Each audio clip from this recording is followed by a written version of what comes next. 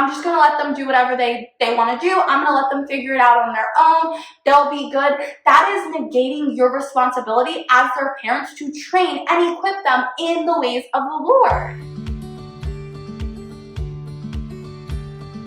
Hey guys, welcome back to my page, Fearfully and Wonderfully Made. I am Mia, and today we are going to be looking at where some of our boundary problems came from.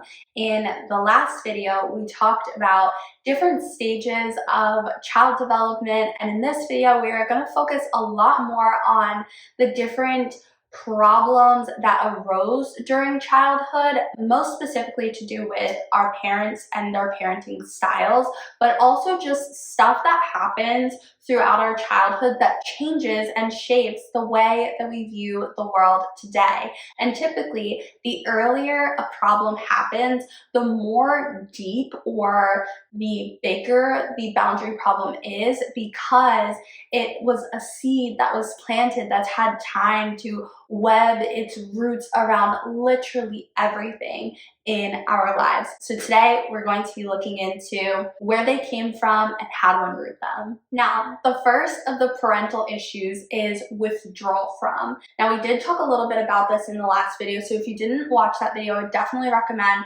checking that video out, as well as the rest of the boundaries series. If you didn't know, I'm doing a series while I read through the book of boundaries, sharing with you helpful insights and things that I'm learning, as well as how to apply them to our life, what that looks like, and how that impacts us today. So, as far as what happens when parents withdraw from us, it's essentially spiritual and emotional blackmail. It is not at all a representation of God's love for us. What they're teaching us instead is that you are lovable when you behave. And when you don't behave, you are no longer lovable, but you also don't deserve love. And that is an internal message that we then receive and grow in. That if we aren't behaving, or that if we step out of line, we are no longer lovable. And the problem with this is that good relationships aren't built on fear. They are built on love, because perfect and true love casts out all fear. Now, what I'm not saying is that parents should allow their children free reign. They should just be able to do whatever they want. That's not what I'm saying. There should be biblical, age-appropriate limits and consequences. But while that's happening, there is a need to stay connected. It's kind of what people mean when they say, hate the sin and love the sinner. We are called to love each other. And sometimes that means tough love. Sometimes that means loving from a distance. Sometimes that means loving through discipline and consequences and rules and regulations, because that's how God loves us. And that is a demonstration of His love. But to just completely abandon and withdraw from a child for hurting our feelings, for making us angry, for things that are simply disappointing and not destructive or sinful, is not in alignment with God's will and His character and His desire for us and how we should operate in loving relationships. And it is this parenting style that then generates compliant adults. These are children who are growing up to learn that they need to say yes to whatever makes everybody happy. Don't rock the boat. Go with the flow. If you step out of line, or if you give your honest opinion, we aren't going to like you. So they hold that in. They become people pleasers. They become liars. They placate. They don't tell the truth because they're afraid that people will withdraw from them. So they've never had the ability to find their own identity, because they've always been too afraid that no one is going to love them. And what that's telling the child is they are responsible for your feelings. The child then becomes the parent to the parent. So they never understand their role and their responsibilities, because they're taking on roles and responsibilities that were never meant for them. So when they grow into adults, they don't understand their role and responsibility as an adult for themselves. As adults, they either become super afraid of setting boundaries and they just allow people to run all over them, Or they become just like their parents and they use these tactics, which are manipulative but are learned tactics, in order to control other people into taking responsibility for them the way that they had to take responsibility for their parents, because in their mind that is the way that things should be. And if the person that they love doesn't take care of their feelings, they will also withdraw from them, because that was what they were taught and that's what they know. Similarly, and along those lines, is a parent that deals with hostility. What I mean by that is not only the you'll do what I say, but you'll do what I say and you'll like it. They use their words, they use punishments, they use consequence, they use inappropriate discipline in order to create people pleasers, in order to make their children do whatever they say, and they essentially just strong arm them into operating however they see fit, when they see fit, without a lot of consistency. It's mostly based on their feelings and what they're going through at the moment, and because of their role, they feel as if everyone should listen to them regardless. It is my way or else, which then makes the children learn the ability to just pretend. They then equip themselves with this personality and they just put on this mask so that they don't have to be met with anger or hostility or punishment, and they just fake it. But again, the problem with this is that God's discipline towards us is not hostile. It's not from a place of, I just want to punish you because I feel like it. It's from a place of learning. It's from a place of balance. It's from a place of consistency. God is the same then as he is now. It is constant and he is clear. And ultimately, hostility stunts a child's ability to understand that we aren't entitled to instant gratification.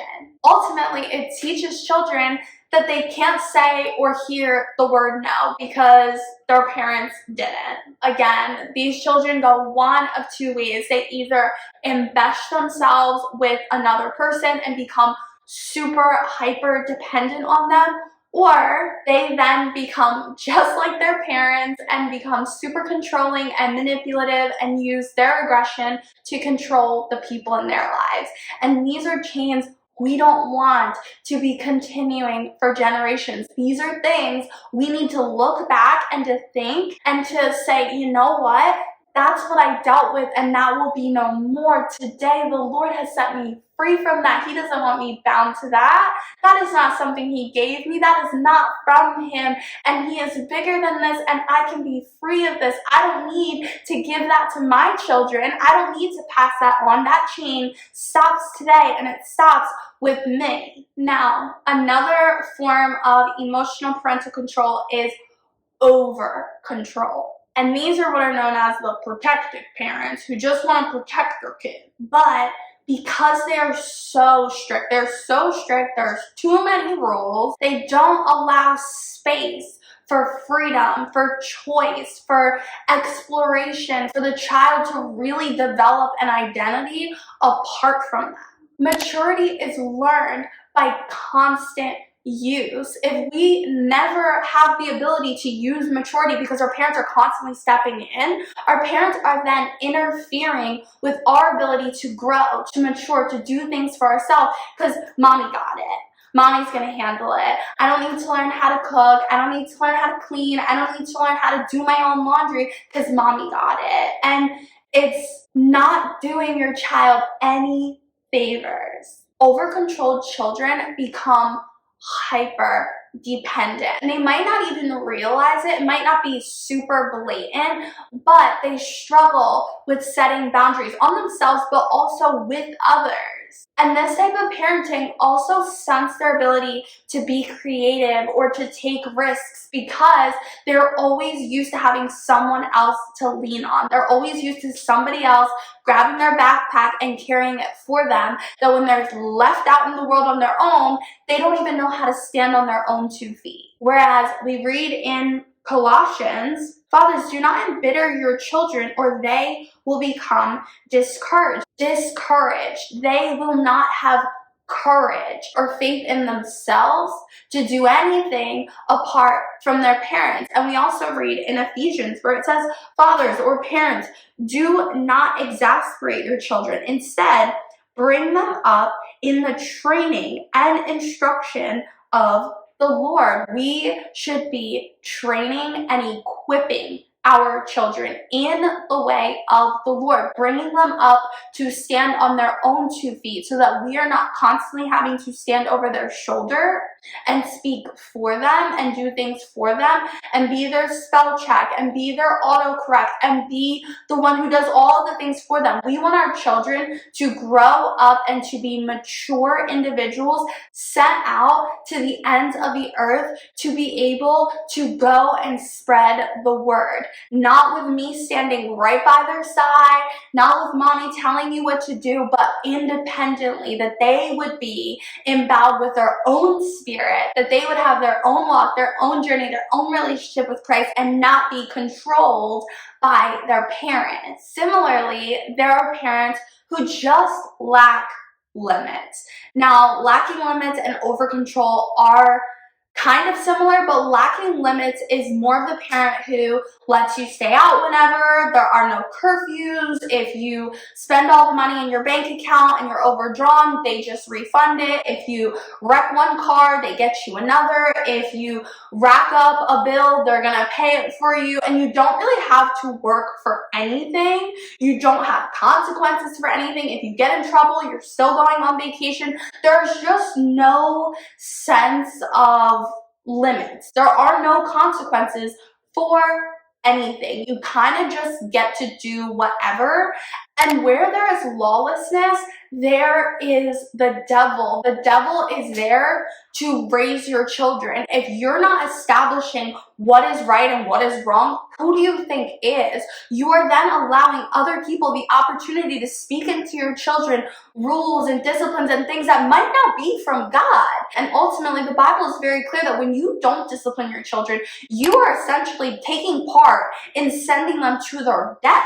Now, we can so closely relate when you see the 4-year-old who's screaming and kicking and acting a fool in, the supermarket, and mom just gives him a candy bar, and it's like, okay, well, whatever. Like, it's annoying, and you get the sense that, like, obviously the child is then running the home, but it's not so cute when you're talking about a 34-year-old who's throwing temper tantrums and still expecting a candy bar. And yeah, maybe he grew up into a loving husband and a hard worker and a good father, but he is constantly frustrating others who are too afraid to confront him, who don't want to hurt his feelings because he's super sensitive, because his parents had no limits, because he was never told no. And now he has had 30 more years to perfect the art of temper tantrums and to learn how to get that candy bar because he feels entitled, because he had permissive parents that instilled in him a sense of entitlement. And recovery from this parenting style is probably the hardest. It takes a lot of strength. It takes a lot of courage. It takes a lot of consistency, and this might look like hospitalization, this might look like rehab, this might go as far as divorce or jail or ending up with some disease, because the longer this goes on, typically the more severe the consequence. Because at the end of all days, a man will reap what a man sows. Lastly, there are inconsistent limits. So these are parents that maybe are alcoholics. Maybe these are parents with mental illness disorders, or parents who just can't control and regulate their own emotions. So 1 second, everything is fine and dandy, and the next second, it's not. They're cussing you out, and everything is a problem. So these children grow up never feeling safe in a relationship. You're always waiting for the other shoe to drop.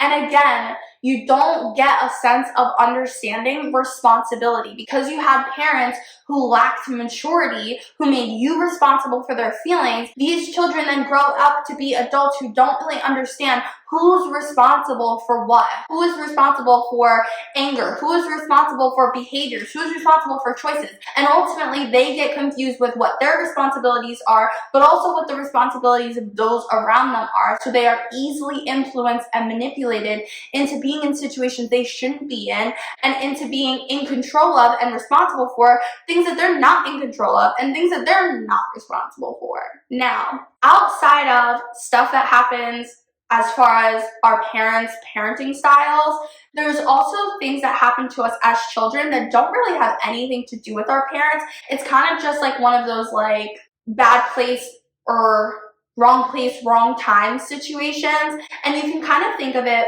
with this analogy where you're a tree and your parents dictate where you're planted, what soil you're planted, if you're fed too much or too little, if you get enough sun or not enough sun, and your parents have a large impact on how you grow. But there are some things that happen, like for instance, lightning might strike the tree. And that has nothing to do with your parents. It is just an unfortunate event that could happen to anyone.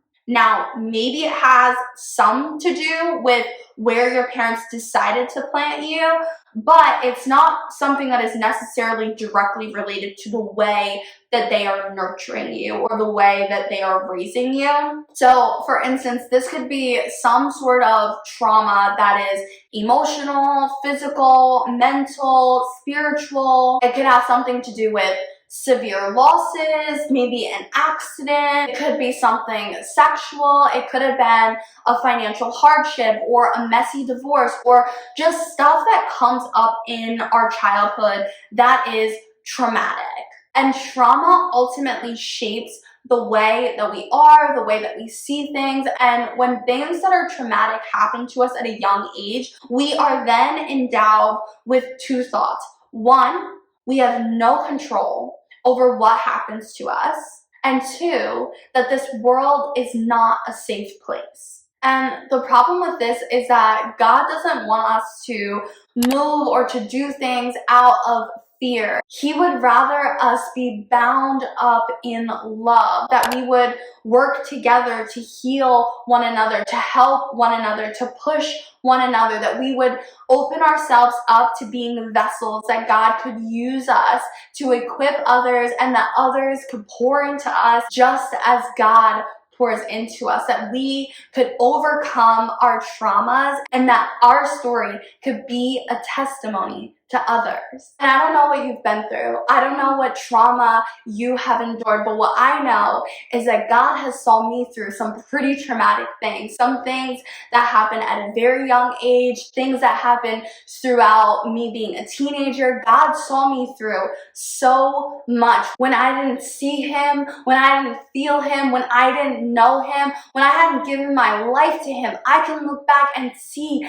God's hand, God protecting me, God moving, God pushing me, God using the people that he planted in my life to get me back to him. And I can look back to before I gave my life to him, and I can see how faithful he was, even in the darkest of days, even when I thought I would lose my life, even when I was struggling with all of these crazy and wild thoughts. I can see how good and how faithful God was for me. So what I'm saying to you, what I'm encouraging you with, is that even though you have been through something, God is still good, God has still got you, and God will do immeasurably more for you than you could ever ask or imagine. Give your life to Christ. Keep your eyes on Jesus.